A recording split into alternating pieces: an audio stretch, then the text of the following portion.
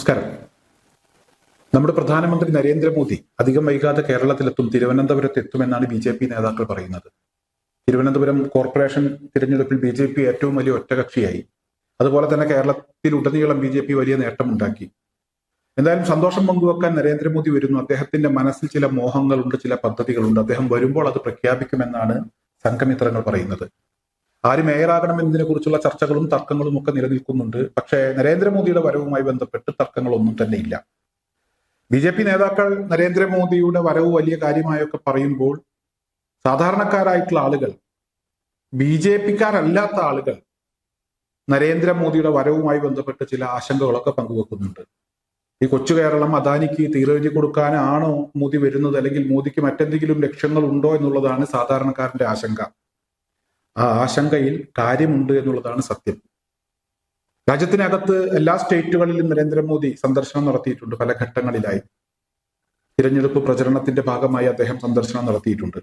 ഈ സമയങ്ങളിലൊക്കെ എന്താണ് അദ്ദേഹത്തിന്റെ ലക്ഷ്യം എന്നുള്ളത് രാജ്യത്തെ സാധാരണക്കാരായിട്ടുള്ള ആളുകൾ, BJPക്കാരല്ലാത്ത ആയിട്ടുള്ള ആളുകൾക്കൊക്കെ മനസ്സിലായിട്ടുമുണ്ട്. തിരഞ്ഞെടുപ്പ് പ്രചരണ പരിപാടികളിൽ അദ്ദേഹത്തിന്റെ നാക്കിൽ നിന്നുമൊക്കെ ചില വാക്കുകൾ വീഴാറുണ്ട്, മൊഴിമുത്തുകൾ. അതെന്താണ് എന്നുള്ളത് നമ്മളൊക്കെ കേട്ടതാണ്, ചർച്ച ചെയ്തതാണ്.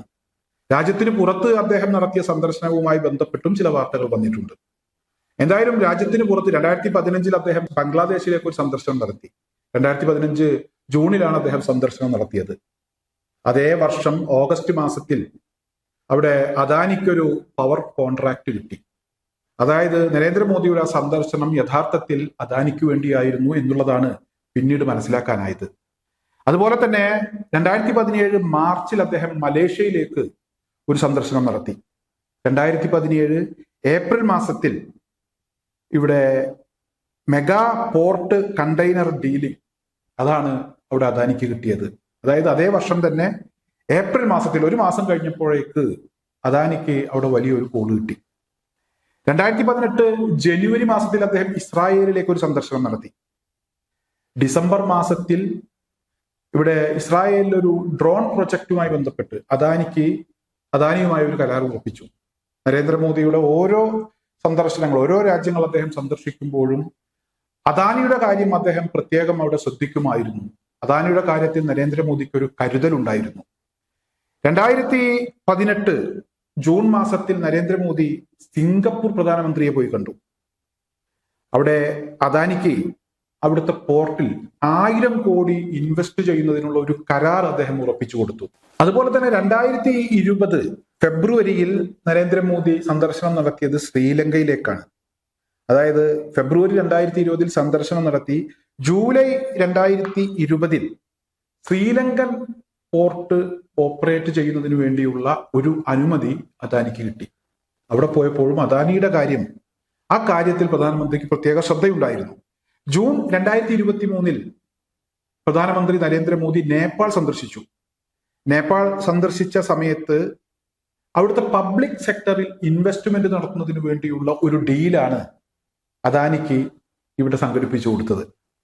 2023 ഒക്ടോബറിൽ പ്രധാനമന്ത്രി നരേന്ദ്രമോദി ടാൻസാനിയ സന്ദർശിച്ചു. 2024 മെയ് മാസത്തിൽ അവിടുത്തെ പോർട്ടിൽ, നേരത്തെ പറഞ്ഞതുപോലെ ശ്രീലങ്കയിൽ കിട്ടിയതുപോലെ തന്നെ ആ പോർട്ടിൽ ഒരു ഓപ്പറേഷൻ നടത്തുന്നതിന് വേണ്ടിയുള്ള ഒരു ഡീല്, അതും അദാനിക്ക് കിട്ടി. ജൂലൈ 2024 പ്രധാനമന്ത്രി വിയറ്റ്നാം സന്ദർശിച്ചു. ഈ വിയറ്റ്നാം സന്ദർശിച്ച സമയത്ത് അവിടെ എയർപോർട്ടിൽ വലിയ രീതിയിലുള്ള ഇൻവെസ്റ്റ്മെന്റ് നടത്തുന്നതിന് വേണ്ടിയുള്ള ഒരു ഡീലാണ് അദാനിക്ക് സംഘടിപ്പിച്ചു കൊടുത്തത്. എവിടെ പോയാലും അദാനിയുടെ കാര്യത്തിൽ ഒരു പ്രത്യേക ശ്രദ്ധ അദ്ദേഹത്തിനുണ്ടായിരുന്നു.